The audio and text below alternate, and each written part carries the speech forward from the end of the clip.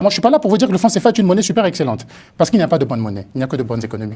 Le franc CFA, c'est le même qui fait que certains pays n'arrivent pas à décoller de la pauvreté, c'est le même qui fait que la Côte d'Ivoire a une croissance économique en 2024 qui va tabler jusqu'à 10%, et qui est en moyenne à 8% depuis près de 15 ans. C'est le même franc CFA. Ce n'est pas la monnaie qui pose le problème, c'est la gouvernance de chacun.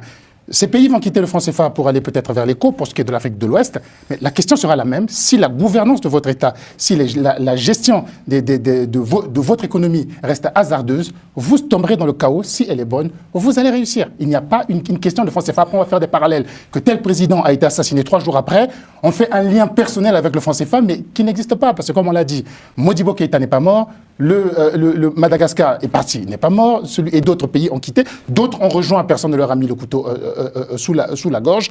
Personne n'en est mort. Le franc CFA est une monnaie qui fonctionne et qui a même un avantage. Je dis c'est une monnaie comme une autre, mais elle a quand même un avantage par rapport aux autres, c'est sa stabilité. Tous les pays qui utilisent le franc CFA... Il y en a qui ont signé, il y a une zone qui a signé pour la stabilité et l'autre qui a signé parce que c'était, je crois, parce que c'est une monnaie qui permettait, avec sa parité avec le franc français à l'époque, permettait une force que n'avait pas beaucoup. C'est important, c'est ce qui fait que tous les pays qui sont voisins du franc CFA cherchent du franc CFA. L'inverse n'est pas vrai.